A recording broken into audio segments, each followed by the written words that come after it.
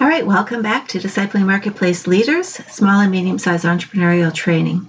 This week we are looking at Session 9, and specifically we are looking at the topic of marketing. You'll see that it says Marketing 1, and that is because marketing is such a large topic that we have 2 sessions dedicated to that. So Session 9 and Session 10 will be marketing. As we think about marketing, we have to consider, what does God say about marketing? What is God's concern about how we market our business and what we say about it? How much time and effort and energy should we put into marketing? And again, if God is the owner and we are the managers, what does He say about that? And so for our devotions in this session, we want to look at Isaiah chapter 28, verses 23 through 29. So you can look that up in your Bible, and I will read it out loud. Isaiah 28, verses 23 to 29. Listen and hear my voice. Pay attention and hear what I say. When a farmer plows for planting, does he plow continually? Does he keep on breaking up and working the soil? When he has leveled the surface, does he not sow caraway and scatter cumin? Does he not plant wheat in its place, barley in its plot, and spelt in its field?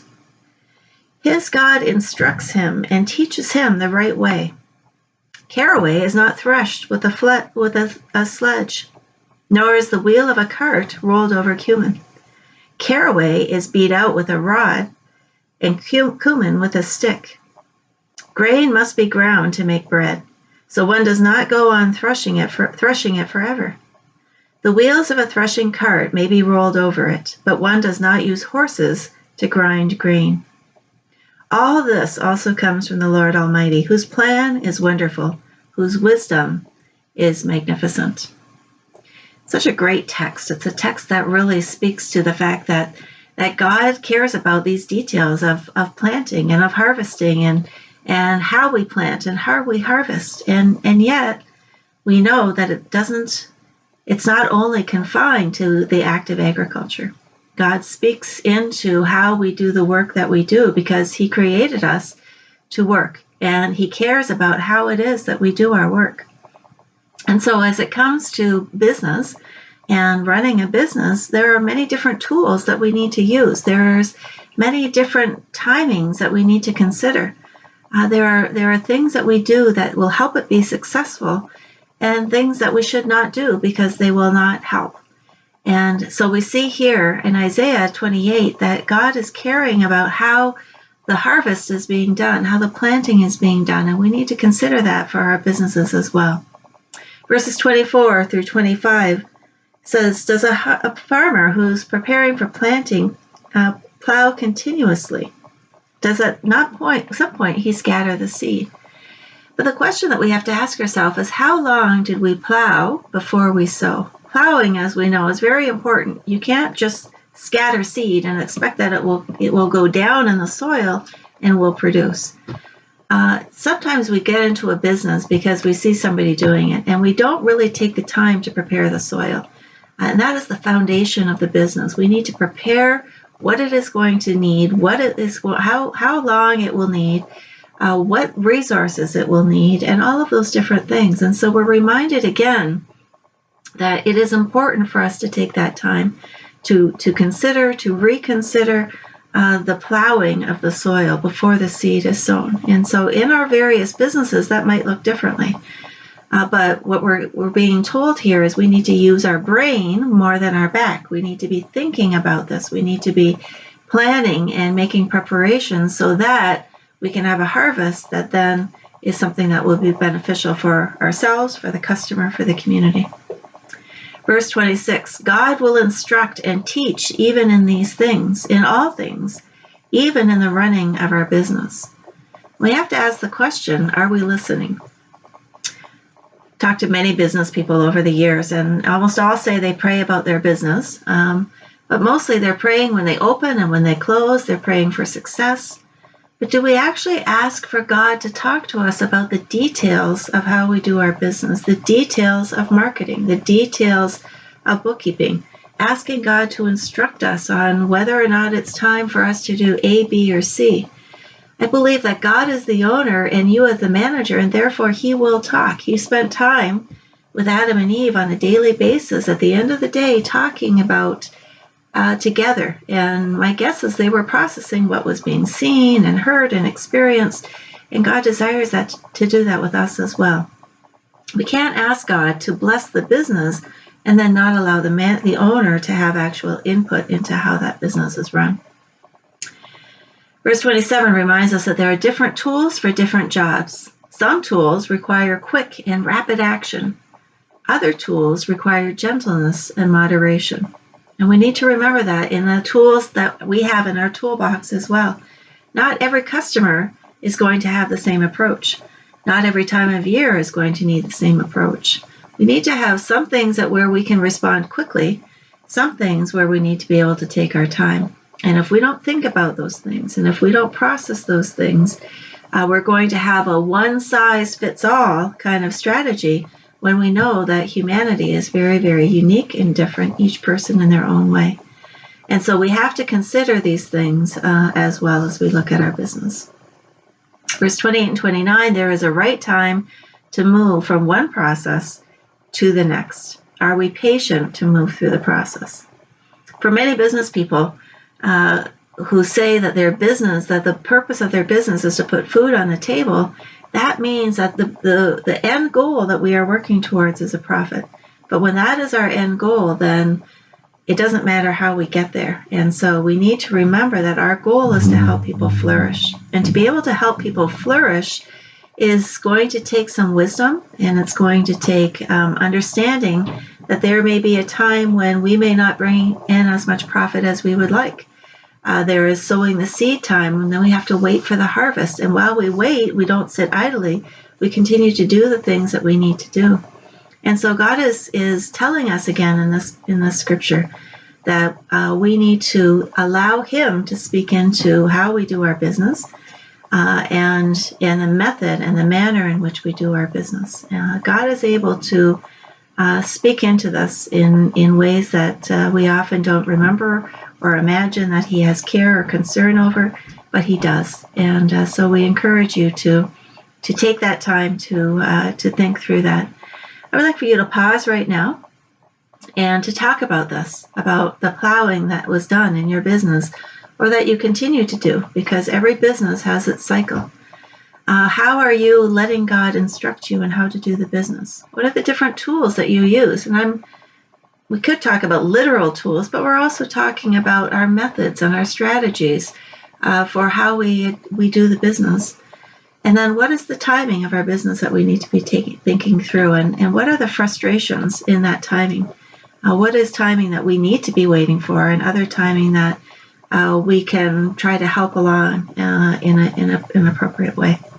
So take your time and go through this time together with this passage. And then I would like for you to have some time in prayer together and pray for each other in this, that you will be able to do as God is asking you to do as it relates to this. So please pause, and then we will come back. Okay, I hope you had a good discussion and some good prayer time together. One of the things we need to look at, and we want to look at as we go through our time today, is what does it mean to do marketing God's way? And what are some examples of doing marketing man's way? Can again pause and have a discussion on that. And as we think about it, marketing God's way, what does it mean for us to do that? And I'd like to just give you some examples. Again, remembering the point that business is being done to help people and individuals in the community flourish. When we do marketing God's way, we are doing marketing in a way that informs people about how our product and our service will help them to flourish as individuals. So, of course, that would be doing marketing God's way, to focus on the customer and how they will flourish with the product or the service that you provide. Examples of doing marketing man's way would be to not be fully honest about what the customer is going to get out of your product or out of your service, making promises that you can't deliver on. Marketing God's way is going to inform people about why you do this business in terms of what your purpose is, what your intent is, how they will flourish, what the benefit is for the community. All of those are the good things. Marketing man's way is going to make false promises. I remember hearings about some products that people were selling and promising a cure for cancer with it or a cure for diabetes. And of course, we know that that is not the case. It may be that people who take certain products may do better, but we're not sure that there's a causation and not just a correlation for that. So you could take some time to pause and to share with each other about times where you've seen marketing done God's way and other times where you've seen marketing done man's way, and experiences that you've had. And what feeling were you left with, especially when marketing was done man's way? You believe the person is looking for the profit. You aren't really convinced that they care about you as an individual, and maybe even your own struggles in marketing for yourself. So I encourage you to pause again and to take some time to discuss and then to come back.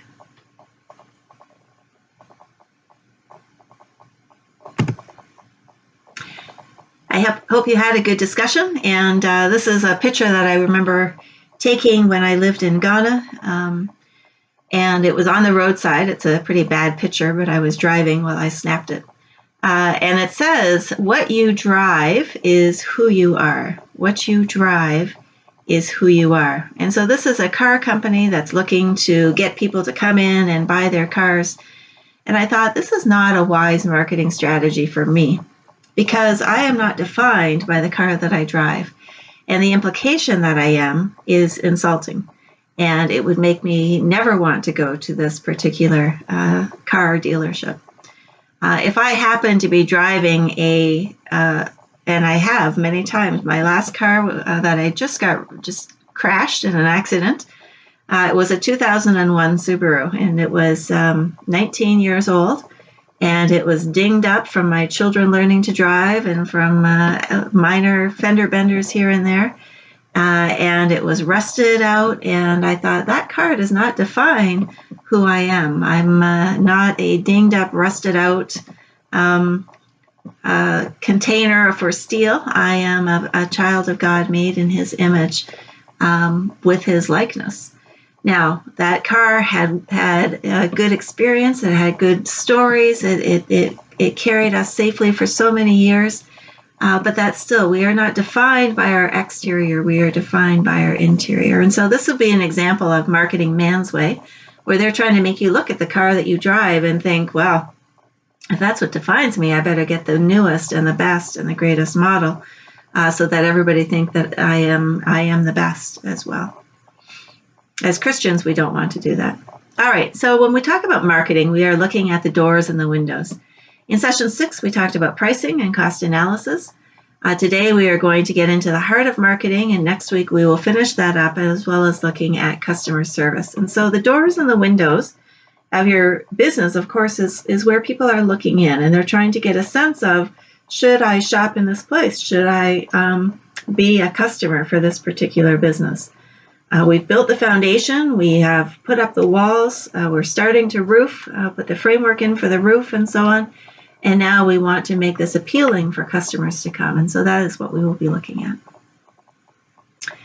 What defines a business? I like this particular definition. And it says this, that every successful business does really 5 different things. It creates or provides something of value. Okay? Creates or provides something of value. Number 2, that other people want or need. Okay, so you can create or provide something of value, but nobody might want it. And so it's nice, but you're not going to have the customer. So it has to be speaking to the need of people. Number 3, at a price that they're willing to pay. And so that is also, you want to speak to people's needs in a way that they are actually going to separate with their money, meaning they value it enough to provide that exchange. And 4, that satisfies the purchaser's needs and expectations. Okay, so you're doing it at a price, you have something that they want, and then once they have it, it needs to satisfy their needs and their expectations. That's still part of the business. And sometimes we forget. We think that once the customer has paid for it, that's it, we're done. But clearly, if we want them to come back, if we want them to tell others, and if we want to do our business to help people flourish, it needs to meet their needs and expectations. And number 5, provide the business sufficient revenue to make it worthwhile for the owners to continue operation.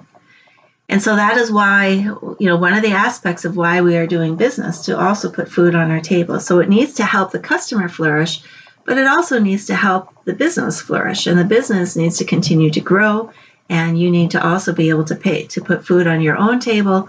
And so it has to do those things. So let me read that again. Every successful business creates or provides something of value that other people want or need at a price they're willing to pay, in a way that satisfies the purchaser's needs and expectations and provides the business sufficient revenue to make it worthwhile for the owners to continue operation. So you can think about that for yourself. Am I meeting all 5 of these criteria, or am I falling short in one or more ways? And if so, these are the things that I need to pay attention to. Now we can contrast that with what a business is not. Okay, so we just read about what a business is. A business is not the following. A venture that does not create value for others is a hobby. Okay, because people aren't going to part with it. Their money for it. It doesn't have the value, so therefore I'm not going to pay for it. It means you might enjoy doing it, but it's really a hobby. A venture that doesn't attract attention is a flop, because you are not going to get the customers. And so, again, how do you provide something that's of value and get attention at the same time? A venture that doesn't sell the value it creates is a nonprofit. I remember working with a woman who was running a medical clinic, and she said that people really couldn't afford to pay for it, and her husband was having to inject income into the business, into the medical clinic, to keep it running. And so I said to her as gently as I could, you need to decide if this is a nonprofit, an NGO, or is it a business? If it's a business, you can't be giving things away and having your husband be the only donor. If it's a nonprofit, then acknowledge it as that and look for other donors beyond your husband who can help to support it. A venture that doesn't deliver what it promises is a scam. And so if we are selling things and we are making certain promises and those promises are not being fulfilled, then we have to acknowledge this is a scam. It's not an honest business.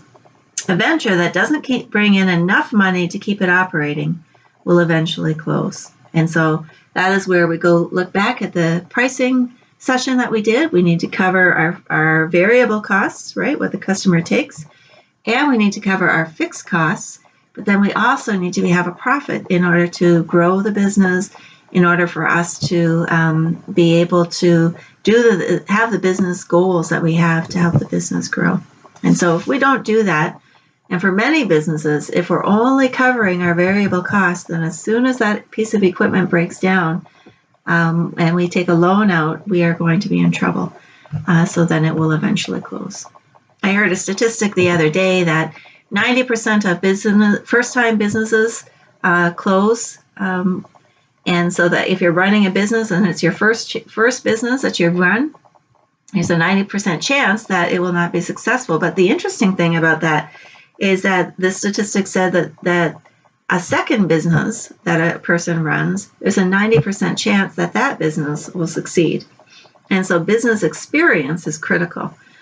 Business failure is part of the course for many of us. But the second time around, we've learned a lot from the first time, and that often can make a key difference.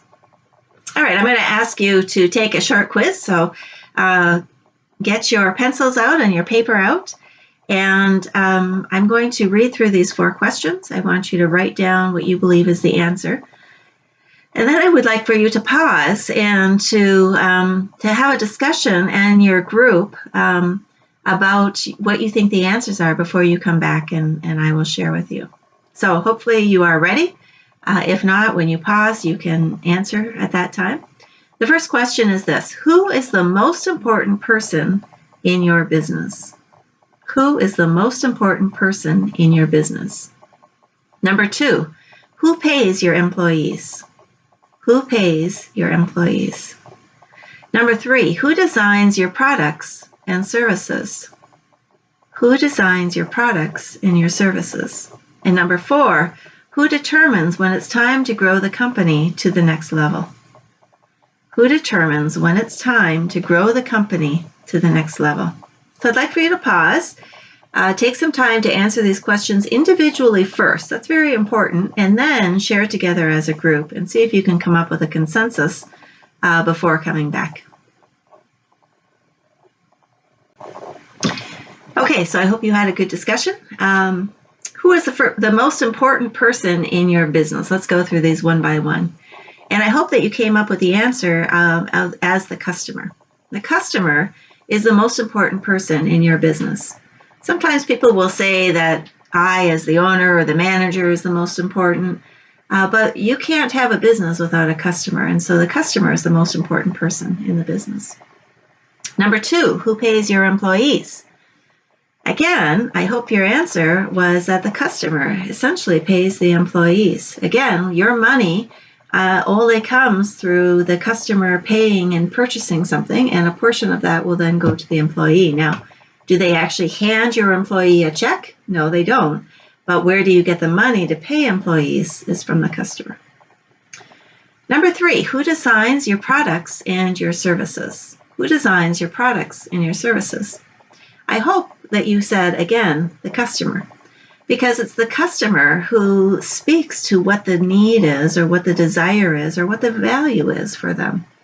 If you are selling clothing and you have somebody that comes in and says, that is a beautiful shirt, do you have that in another color?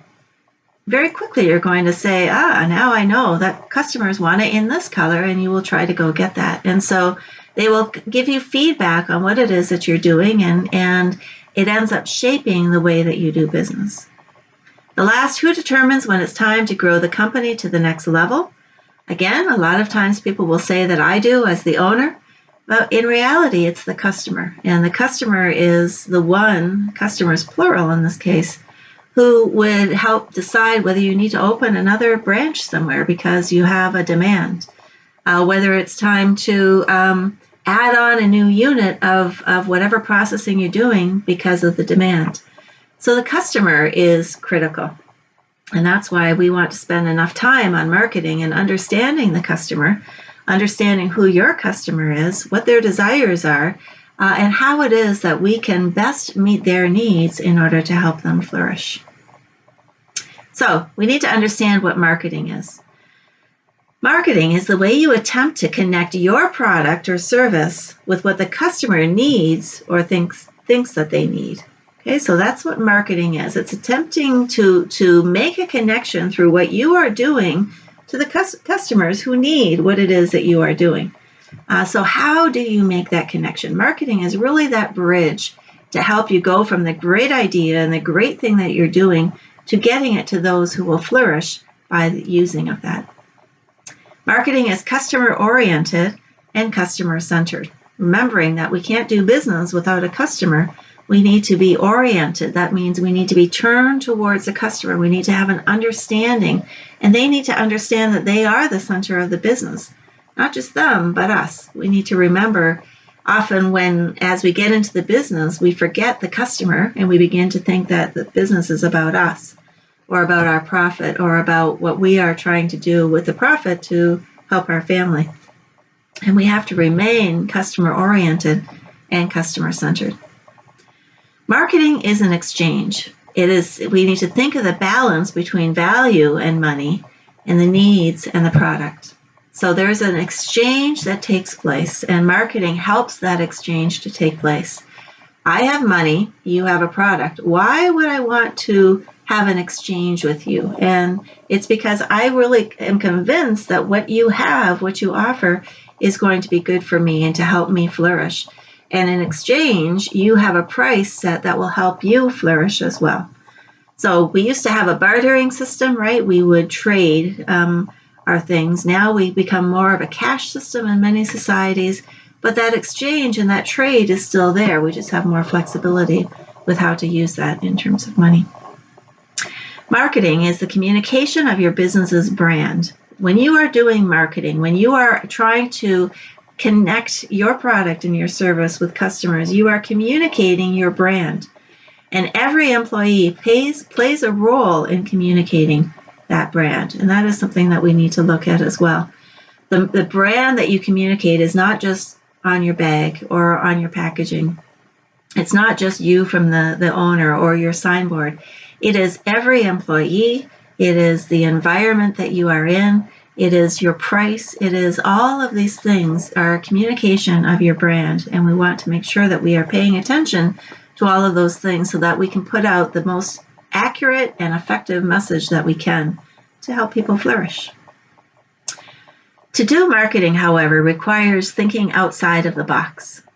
And so what we want to do is just to do this little fun activity. And to think outside of the box is critical when it comes to marketing. We need to look at our business from a perspective that's different from somebody who's outside of the business looking in. And so what you see in front of you are 9 dots. And what I would like for you to do is on a piece of paper, I would like you to draw these 3 lines of 3 dots. Line them up very nicely like you see here. And then I would like you to take your pen and to connect all of these 9 dots with 4 straight lines without lifting your pencil or retracing. Okay, so 4 straight lines. You have to connect all the dots. So that means you start at 1 dot and you go 1, 2, 3, 4, or however you want to do it. But it's only 4 lines. It's all you can use. And you cannot lift your pen or your pencil. So I would like for you to pause again and come back when you have done that, and we will see whether you were successful.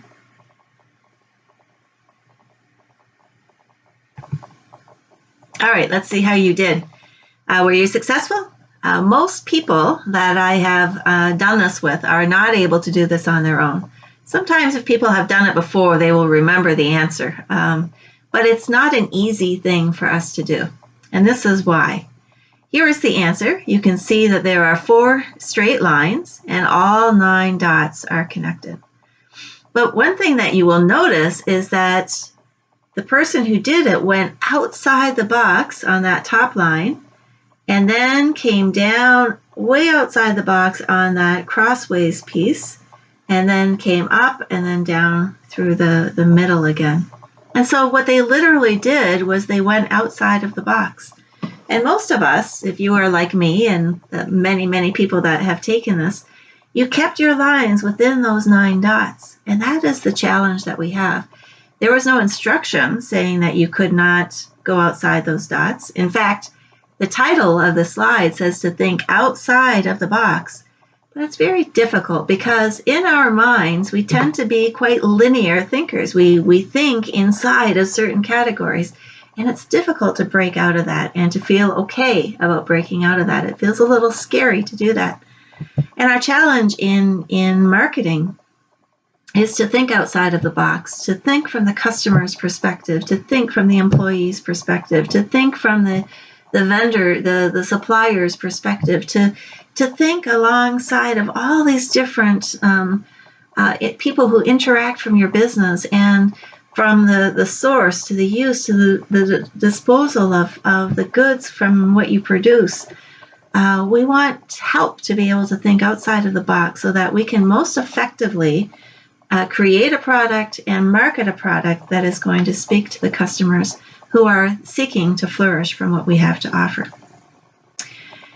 Here's another visual aid that helps us to think about this and the fact that we often need to look differently at how we do our business or how we see it. And so here is a picture, and most of the time when I ask people, what do you see in this picture? About half of the people will say they see an old woman. And then the other half of the people will say that they see a young woman.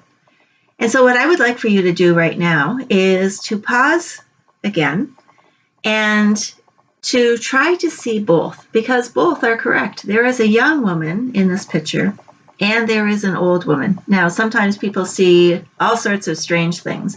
And I'm not denying that they're not correct in that, but what we want to focus on is the old woman and the young woman. So I would like for you to pause and to see whether you can help each other to see the old woman and the young woman and then come back again. And so if you see one, but you don't see the other, talk to each other and see if you can't help each other to do that.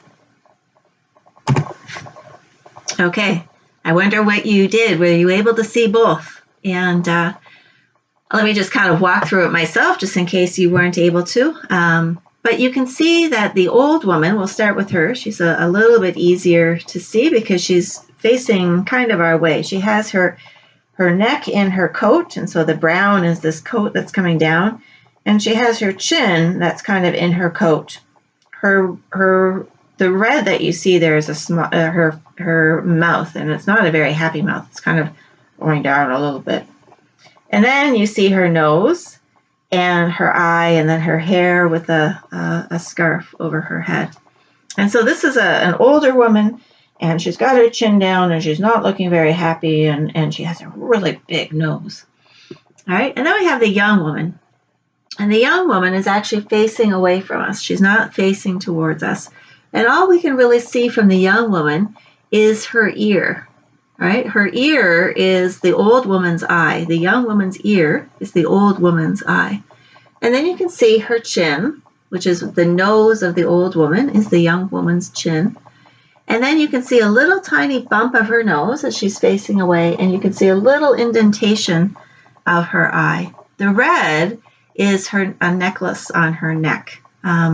Something like a choker or whatever you might call those. And so here, again, is where we need to change our perspective of our business. When we look at our business, we may see very clearly one thing. That's an old woman. I don't know how you see a young woman. Whereas somebody else looking at the exact same thing may see something very different and see a young woman. And so sometimes we need help from other people, from outsiders, to give us perspective on our business. And that's why it's so critical that we follow this training with mentoring, that we get into cooperatives and associations together, so that we have that input from other people who can see things that we can't see, even though it's right in front of us. And there are sometimes when we do this exercise and people still can't see the other person, the old or the young woman. And that's okay. But what it tells us is that we can become very fixed in the way we look at things. And it can be very difficult to transition out of that. So we need to be patient with each other. We need to talk through it with each other. And we need to come back to it again and again. And sometimes, for some of you, you just have faith that, okay, I believe that they're there, but I don't see it. And that's okay too. And that's why we continue to work together in our cooperatives and our associations to help us see the bigger picture. All right, now we're going to get into some of the hard work. That was some of the fun, but we want to talk now through the marketing framework, which we will be covering both in this session and the next session. And the marketing framework is made up of 3 key areas. The first is what we call the big picture, which contains 5 C's. The next is where we begin our marketing planning, and that is what we call STP. And the final thing we want to look at in our marketing framework is then carrying out the plan, and to do that, we have to look at the 4 P's. So lots of initials and letters in this. The big picture, 5 C's. The beginning of our planning, STP, and then the carrying out of the plan is the 4 P's. So for the the big picture, we're going to look at the 5 C's right now, and that involves the customer, the company, the context, the collaborators, and the competitors. Now we want you to look at your business in light of these 5 C's. Who is your customer? What is it about the company we need to look at? What is your context? Who are your collaborators? And who are your competitors? And at the end of this session, as well as next week's session, there will be some homework for you to do relating to this. And this is very important homework. There's actually a number of different things that we will ask you to be thinking through, because again, this is where your product and your service meets the intended audience. And we know that you want customers. And we know that you want your customers to be happy. And so we have to look at all of these different things in order for us to work together to communicate the best message for the right person at the right time. To help us to go through this entire analysis, we are going to use something that is called a SWOT analysis. And SWOT stands for strengths, weaknesses, opportunities, and threats. Strengths, weaknesses, opportunities, and threats. And you will see this in your manual as well. The SWOT analysis is a basic business tool that helps us analyze our business and the situation that we find our business in. We will use it in this session as we consider the 5 C's of marketing. And so we want to make sure that we have a good understanding of the SWOT analysis before we go into the 5 C's. So the S stands for strengths, and those are the skills or the resources that the business currently has. And one of your assignments is to do a SWOT analysis on your own business. What are the skills or the resources that your business already has? And that could be from you, from other employees. It could mean from the location that you're in, the customer base that you have, whatever it is. What are the strengths that the business has? The W then stands for weaknesses. What are the skills or the resources that the business either does not have or maybe needs some strengthening of? So what are some of the weaknesses? And this is, again, where it's helpful to get an outside perspective. Sometimes we can think very positively of what we're doing, but we have no idea what we're missing because nobody's ever said it to us. So get somebody to help you to identify the strengths and the weaknesses of your particular business. The third, the O, stands for opportunities, and that is something outside of the business that could help the business. What are the opportunities that are available for your business that you need to consider? Again, being in a group helps us to know those opportunities much better. If I'm by myself, I often will miss opportunities because I'm not aware of them. And then the T stands for threats, something that's outside of the business that can harm the business. What are the threats that are existing for you and your business? Most likely, if they exist for you and they are external to your business, they also exist for other people. And so that's something that we want to talk about in this. And so here you can see the SWOT analysis put into a chart. At the top, you have the S and the W, the strengths and the weaknesses. All right, the strengths and the weaknesses are internal. Okay, what are the strengths that my business has? Those are the things we want to build and leverage. We don't want to just relax with our strengths, but continue to think about how can we continue to increase these so that we can arrive at excellence. The weaknesses that are internal, these are harmful for our business. What can we do to remedy or to change those? Maybe we aren't great at bookkeeping, and so we need to maybe get somebody in to either do some mentoring for us or we hire them to help get everything in order so that we can start at a place that is achievable for us to be successful in. We need to look very honestly at those. The bottom, the O and the T, the opportunities and the threats are external to our business. All right, and the opportunities, we want to prioritize and to capture those opportunities. Not every opportunity is one that you should take. I'm going to repeat that. Not every opportunity that's out there is one that you should take. And so you need to prioritize what are the opportunities that will be most beneficial for me at this time, at this space in the business, and how can I capture those ones that are important? And what are the ones that it might take more time, might take more resources that I'm actually going to benefit from, and so I need to let that go.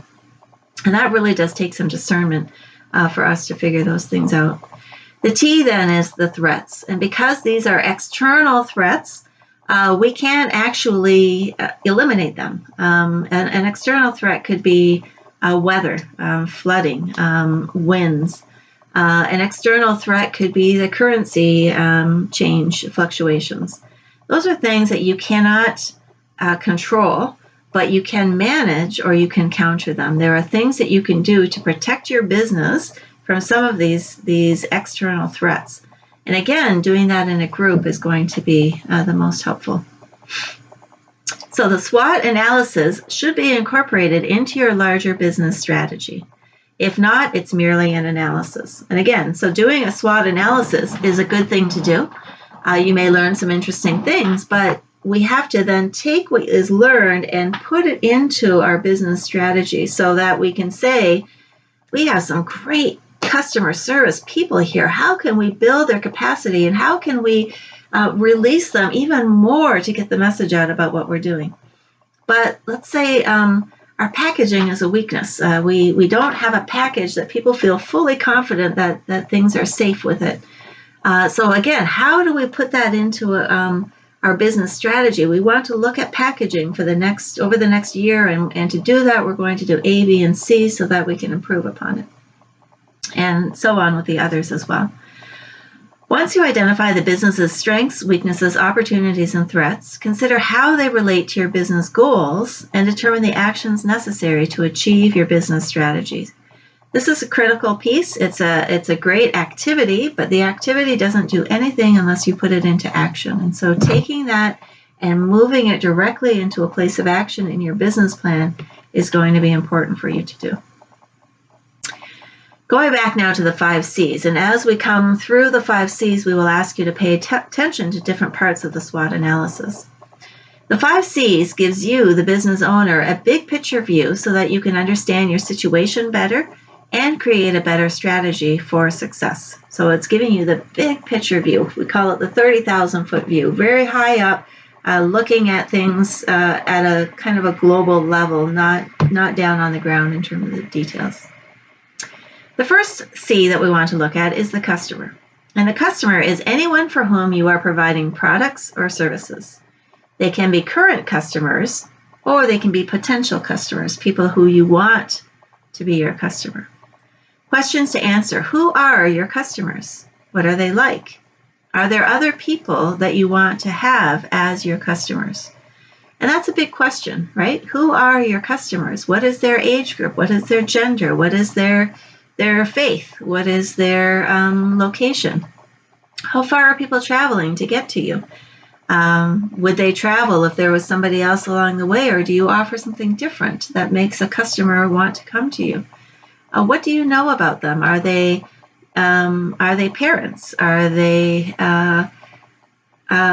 children? Who are they? And are you missing any segments of the group that you want, of the population that you want to target? We'll talk about that a little bit more, but you can start thinking through that now at a big picture level in terms of your customer. Who is your customer at this time? We need to understand who our customer is and understand some of the details about our customers, about what makes them tick. And so we want to run through a few points that will help us understand our customer better. First, we need to understand our customer needs. Customers often want the products. They don't always want they often want the benefits. They don't often want the products. For example, if you buy a hammer, you're not buying a hammer because it's something you just desire to have. You want what that hammer can do. If I buy a pen, I don't admire the pen. I don't put it on a mantle. I want to use it, and it needs to be very good at writing without, leaking ink that will get all over my paper. So we want the benefits of the pen or the benefits of the hammer. We don't necessarily want the pen or the hammer. They are buying 1/4-inch holes, not 1/4-inch drill bits. And so you need to think about that for your own product. Are people wanting the product itself, or are they wanting the benefits? And if it's the benefits, then you need to understand what those benefits are. What does the customer expect your product to do for them? What are the benefits that would cause them to part with what they value, which is their money, in order to take what you are offering? Second thing to understand about the customer is the person who pays you. The end user may be different than the customer. And so sometimes you need to appeal to two different groups. You're appealing to the customer, who is the person that pays you, but you also need to have in mind the end user. For example, when it comes to Pampers or diapers, the baby is the end user, but it's the parent who is the customer. Now, if you're only appealing to the parent, then you are probably looking at talking to them about how affordable your product is. But we know that parents want their babies to be happy and comfortable.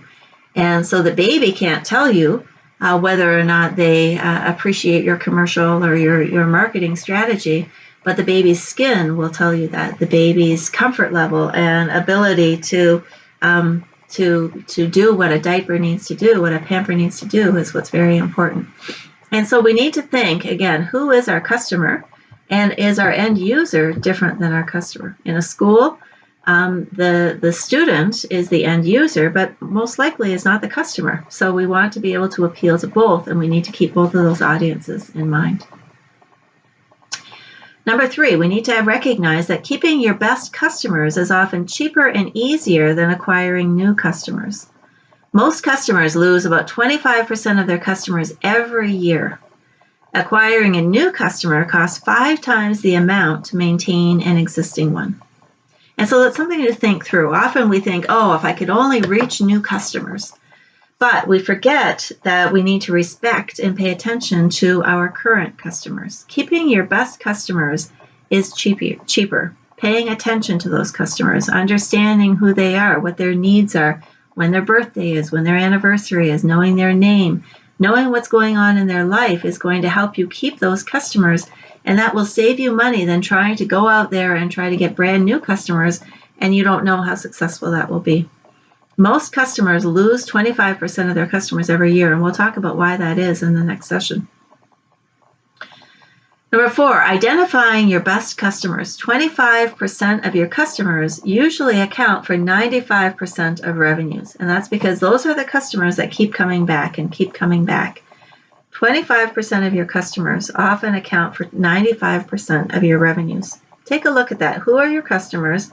And how much of your revenue are you getting from those ones? And those are the ones that you really need to be building those relationships with. Which brings us to the next point. Talking to your customer is a must. We now call that relationship marketing. We need to be involved in relationship marketing. People care about the relationship. People want to know that you care and that you have their best interests at heart. People want to know that you're doing your business to help them flourish and not just to get money out of them. Very easy to tell a business that cares about the customer versus a business that cares about the sale. Your customers are savvy. They will know that. They will read into that. And so relationship marketing should be part of your strategy. And making sure that you have the best people on that is important. You, the owner, of course, are very natural at that. But you will have certain employees who are able to be very good with customers, and then some employees who are not as comfortable with it. And so reading into those strengths and also coming against those weaknesses are part of your strategy as well. Another point is to reward your best customers, and that is part of the relationship building. Know their names, their birthdays, their anniversaries. It's not at all unusual for me now to have to give a birth date. Not the year, because people respect their privacy, at least for that much, but at least the day and the month. And it's not unusual for me to get text messages or emails when it's close to my birthday from people, from those who I have been a customer for, wishing me well on that day. Now, I know that they're doing that to build relationship. It's not the only way, but it is a way, and it's something that actually will stick in people's head a little bit as somebody who paid attention. Some companies do what's called frequency awards. As you come to the place where you are buying, every time you come, you get certain credit until you have maybe 10 of those, and then they will give you something for free. And remember that everybody loves free things. So in my wallet or on my keychain, I have a number of things that gets me credit when I make a purchase. I can just scan it or have them punch it. And sometimes I'll find that I will drive by other places that I don't have that card with, so that I can go to that one to get the next thing stamped or punched, so that I can get something that's free. So that's something to consider. The other thing is reciprocation, and this one is a strategy that people will use in marketing, and that is by offering customers water or coffee or a soft drink. It makes a customer feel somehow more indebted to you, so that they will listen longer to what you have to say, or they may actually feel compelled to make a purchase. And so it's not something that we do for manipulation, although sometimes people do that. But it's something that we also need to understand, that it has that effect on a customer for how it is that they perceive whatever it is that you're offering them. The last one, number 7, we need to understand the barriers for the customers. We may think it's very obvious that they need this, and if they only had it, they would know how good it is. But for them, there's going to be some barriers for them understanding that. The first is the cost. The cost might be a barrier. Thinking also that I can wait. I don't need to have it right now. And that is why some marketing strategies are increasing that pressure. You can't wait. It's going to go up in price, or there's a limited availability, and so on. Some of the barriers are also that it won't work. I don't believe you. I don't trust what you're saying.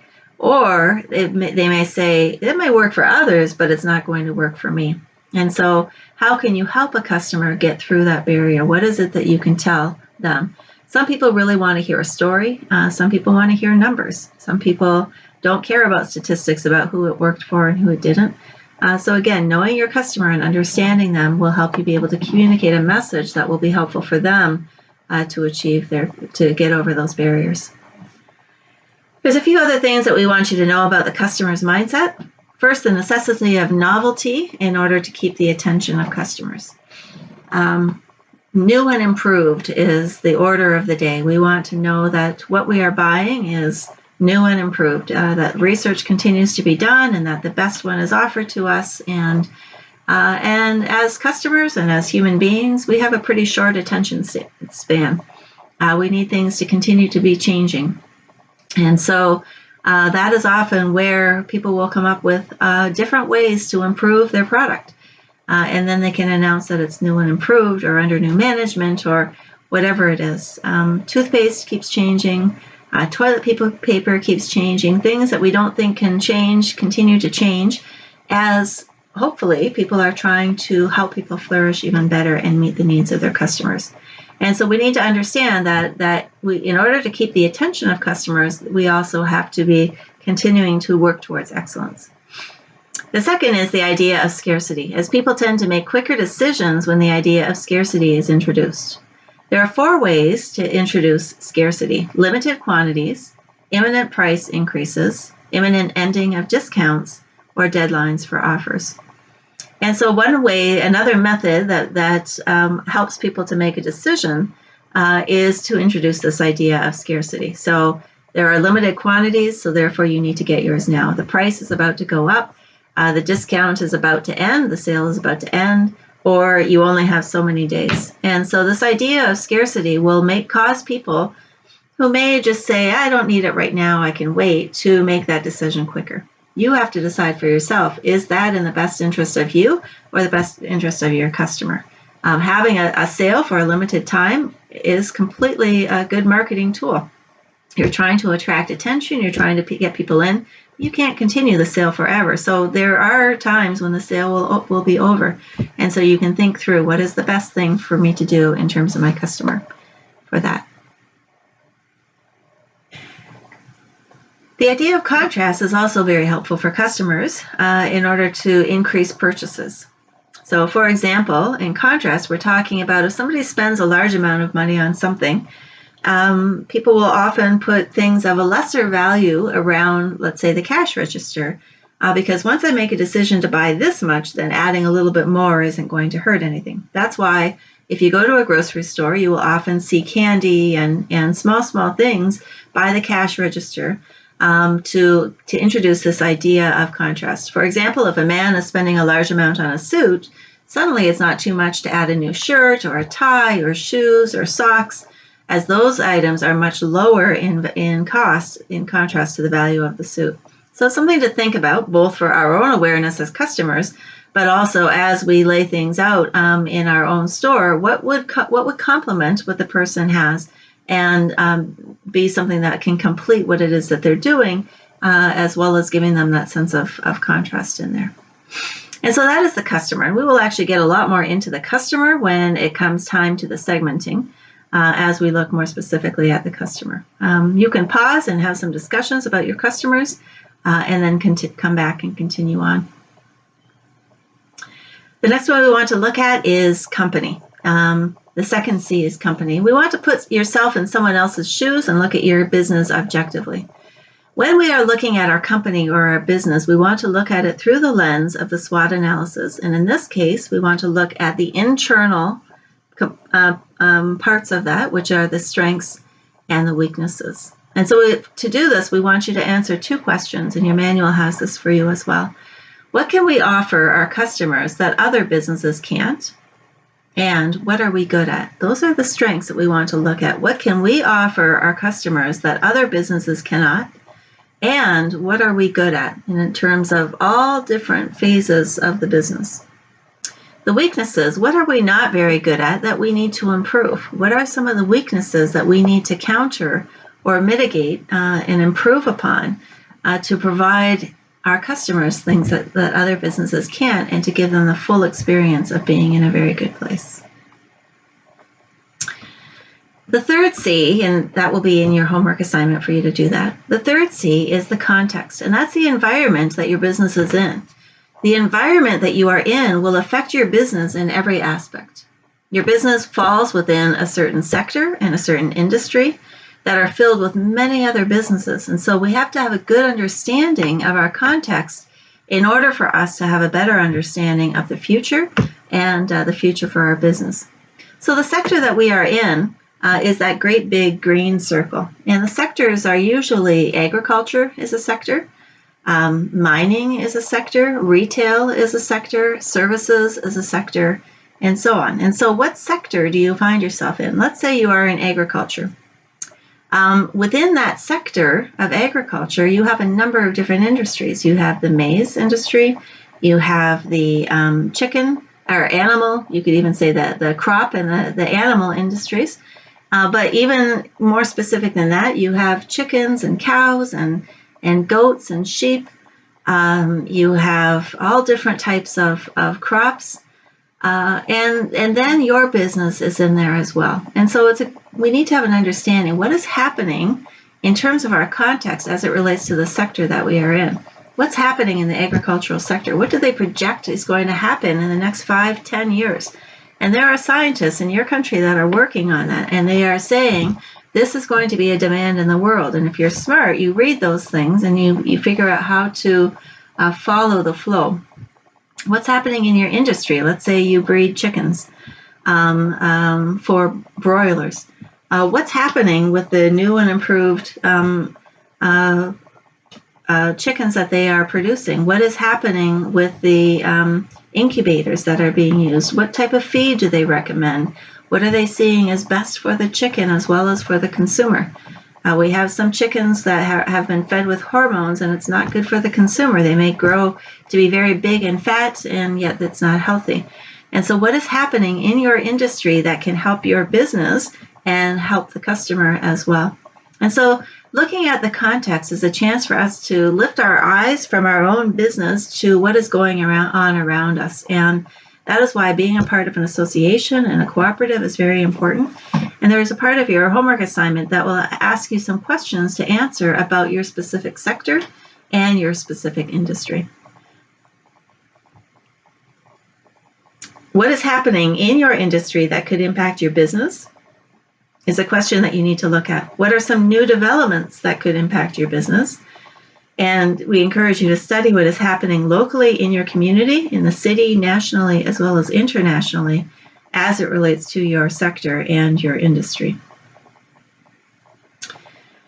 Then we want to look at our market analysis then. We want to be able to really kind of drill down in terms of our context. What is the relevant market that we have?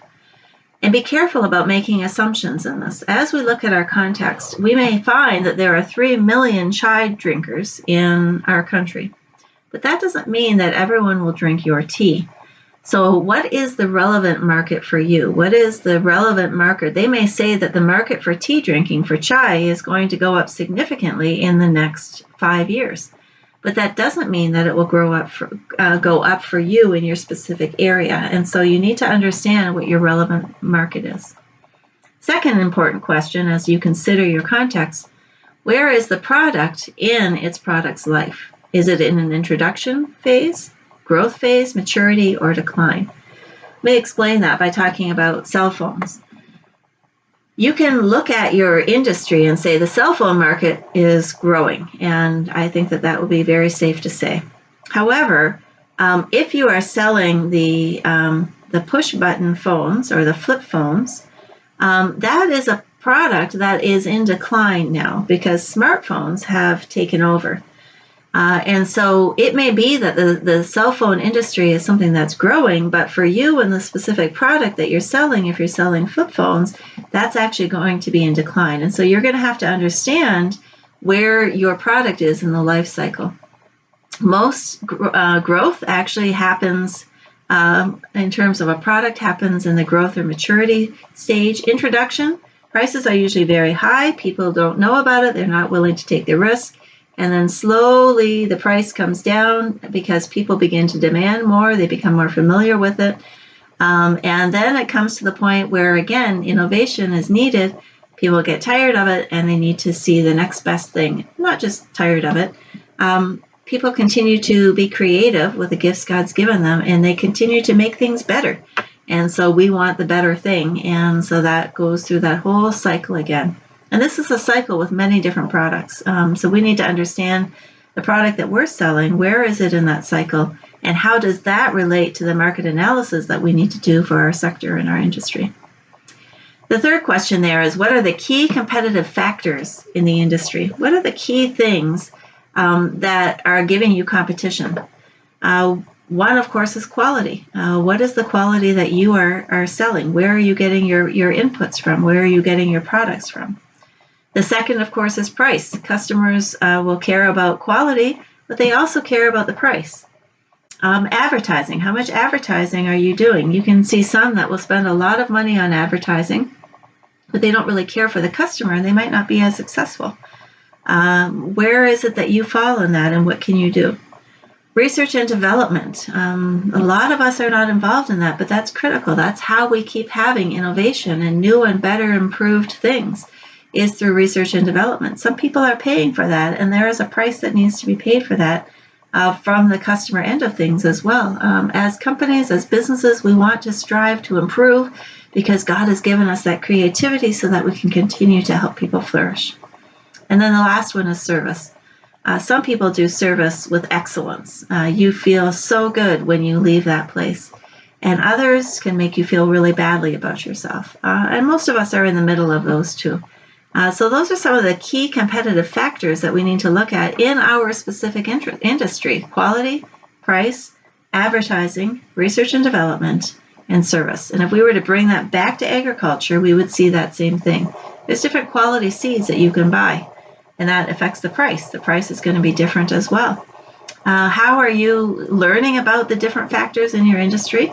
Through advertising, but also how are you able then to market your product? What research and development is going on right now in the crop or in the animal that you are working with that's going to impact the market in the future? And then service, how does service relate to your industry and how you can speak to the customer then in that way? So those are some things to continue to look at as you looked at your specific context. There are 5 forces that we need to look at in an industry analysis. As you look at your industry, there's 5 things you need to pay attention to. The first is the threat of new potential entrants.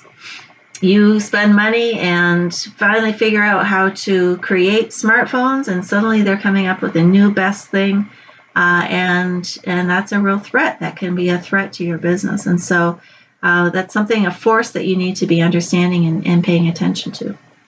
A threat of substitute products. We all know that a lot of us get our products from China, and sometimes those are the substitute products for the genuine article. And so it may be a substitute. It's going to have a lower price, but it will likely also have a lower quality, and we need to understand what that might do within our industry. A third force that we need to understand is the bargaining power of suppliers. As we look at our industry as a whole, when we come together as a cooperative, we have bargaining power. We can buy at greater volumes. And if we're not part of that cooperative, if we're not part of that association, that's going to have a negative impact on us. If we're part of it, it has a positive impact on us. But the same is true for the bargaining power of buyers. What are buyers looking to do? Are they looking to buy in mass? And if so, they are going to be bargaining for those lower prices, which will be good for you if you are able to then produce more and increase your machinery. But those are forces that we have to also consider. And the last is rivalry among current competitors. What does that do to the industry? What is happening with people who are trying to create a monopoly, with those who are trying to take out their competitors, and how does that factor in? And so as you look at your industry, as you look at your sector, These are things that you need to be thinking through and be conscious of as you look at the news, as you look at every week, hopefully as a management decision, that you take time to consider some of these things so that you are ahead of it and are able to react in a way that's helpful for your business. So in context, we want you to also look at the last two parts of the SWOT analysis. What are the opportunities that you have? So what things are happening in your environment that could be good for your business? Is the government regulation changing that could make it easier for you to operate? Is there government regulations that might be changing? That's something that's happening in your context. Is there an increase in demand for the product or service that you offer, or maybe for a product that you don't offer but could easily begin offering? And so looking at these three questions for the opportunities, what are the opportunities that might be there for you that you can take advantage of? But we also need to consider the threats. What's happening in your environment that makes it difficult for you to do business? And are more competitors beginning to offer the same things that you are? And if so, how can you mitigate against those threats? How can you come together with other business people to have that bargaining power for the suppliers?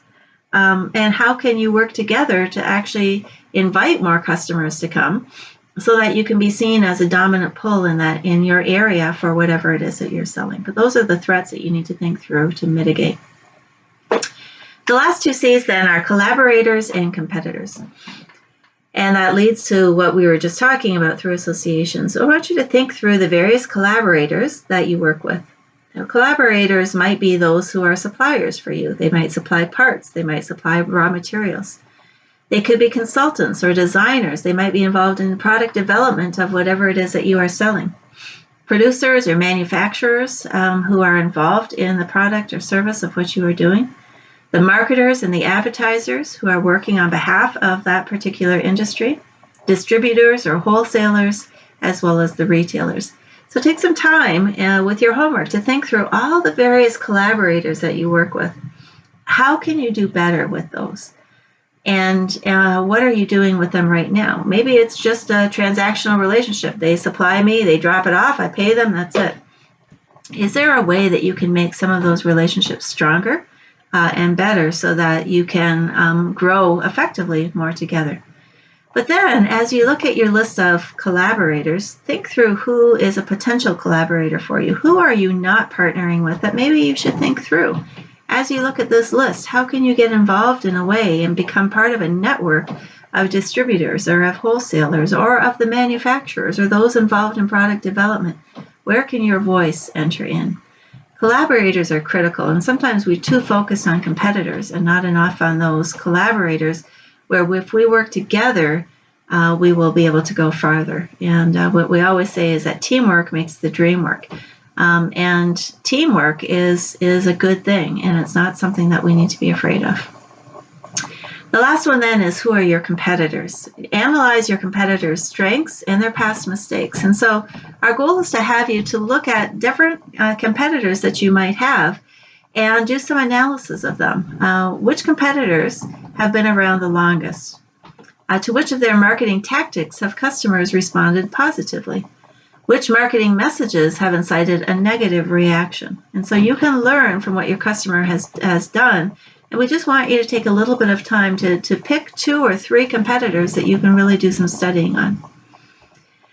Second strategy then is to look at who are your direct competitors. And what characteristics do you have in common with your competitors? And what are the unique features of the competitors? What are their strengths and weaknesses? And this is a challenge. It's sometimes very easy to identify the negative things in our competitors, but we also want to analyze, what do they do well? How can we learn from that? And where are they making mistakes? And how can we learn from that? And so again, recognizing that competitors don't need to stay competitors. They can become collaborators as well, is important. I'll tell you one brief story of a woman in Kenya who was selling, she had a number of layers, chickens, and she decided to start selling the eggs herself. And so she opened up a shop right next door to another woman who was selling eggs as well. And this other woman was very angry at the landlord. How could you let this woman selling the exact same thing, you let the competition right next to me? And this woman who was taking our class had been thinking through the fact that she should be praying for her competitors, for the people around her, for 30 days. And she began praying for this woman and attempted to speak to her and to be kind to her and to be friendly. And at some point, as the relationship began to grow, they prayed together. They talked about how they could do better together. And at the end of the day, when this woman who was there first was not able to always sell all of her eggs in one day, it came to the point where they were both selling all of their eggs by 2:00 in the afternoon. So sometimes having somebody right next to you doing the same thing is a draw from more people because they know that you're going to have what you need in that area. And so your competitor then becomes your collaborator. And that's something that we want to encourage. But in this case, you're looking at some competition and you're saying, what do they do well? Why do they do it well? How do they do it well? What can I learn from what they're doing? And are there mistakes that they've made that we can learn from as well? Differentiation is an important aspect in marketing. Your business should have a product or service different from that of your competitors. Differentiation is necessary for a business to succeed. And that becomes difficult for us to always find how to be different. But there are ways that you can do that, and there are ways that you can pray about that God can help you with that as well. Things that you can do, touches that you can give, caring for your customer to help them to flourish that you can do that will put you apart from your competitors. But also help your customers flourish. All right, so for your assignment for today, there was 4 different worksheets that you need to go through to help you complete the 5 C's. The first is a target market profile worksheet, and that's where you will be looking more closely at your customer. We want you to do the SWOT analysis that we've been talking about. Who else is in the game is where you're looking at your collaborators as well as your competitors and answering the questions on that page. And then your sector analysis, your industry or market analysis worksheet. What is going on in your sector and in your industry, and how does that relate to you? So 4 different assignments before our next session. Please feel free to work together in small groups to do them. You'll have to do it individually for your business, but sometimes you can help each other to think through those and get some input from others, especially regarding the strengths and the weaknesses of your business, because others may have a different perspective than you. Thank you so much for your time, and we wish you God's blessing until we meet again.